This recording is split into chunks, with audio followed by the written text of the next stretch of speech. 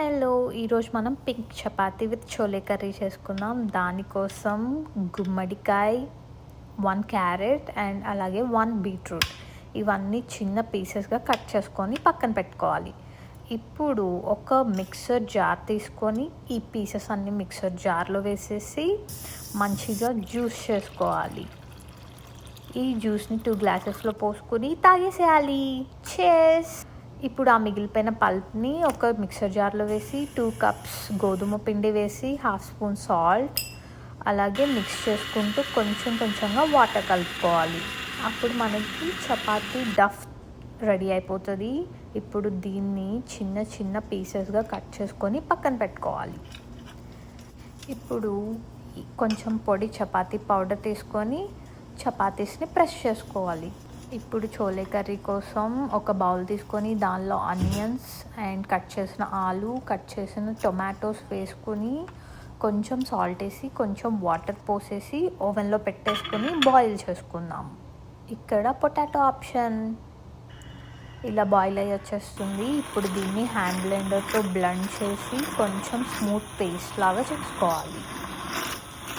ఇప్పుడు ఒక ప్యాన్ తీసుకొని ఆ ప్యాన్లో ఆయిల్ వేసి దాల్చిన చెక్క, కొంచెం లవంగాలు, అలాగే షాజీరా అండ్ ఇలాచీ వేసేసి ఈ స్మూత్ పేస్ట్ని దానిలో వేసేయాలి. తర్వాత నేను ఆల్రెడీ బాయిల్ చేసి పెట్టుకున్న ఫ్రోజన్ చోలే తీసుకొని దీనిలో వేసేసాను. ఇప్పుడు 2 మిర్చి వేసేసి మూత పెట్టేసి బాయిల్ చేసా. ఇలా వచ్చేసింది.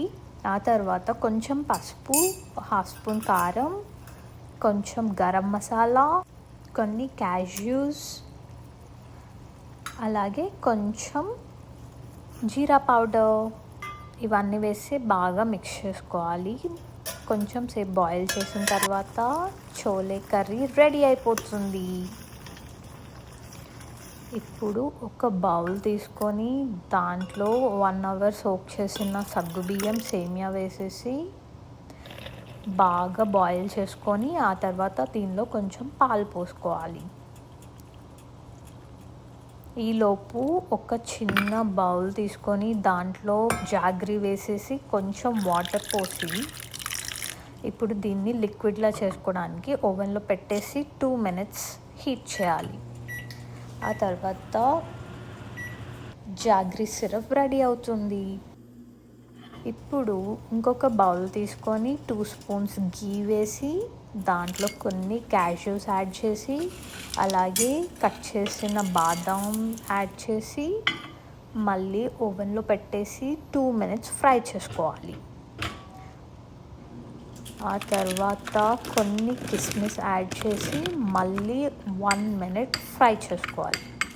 ఆ తర్వాత బాగా కాగిన సేమియాని పక్కన పెట్టేసుకొని చల్లగా అయిపోయిన జాగ్రీ సిరప్ని యాడ్ చేసుకోవాలి. ఇలా అయితే పాలు విరిగిపోకుండా ఉంటాయి. అండ్ దీనిలో ఫ్రై చేసిన క్యాష్యూస్ వేసుకొని కలుపుకోవాలి. Mix mix mix. ఇప్పుడు ఒక ప్లేట్ తీసుకొని చోలే కర్రీ, కొంచెం పాయసం అండ్ మన pink chapati, beetroot chapati. Beetroot pulp అనేది ఎక్కువ ఫైబర్ కోసం యూస్ చేశాను.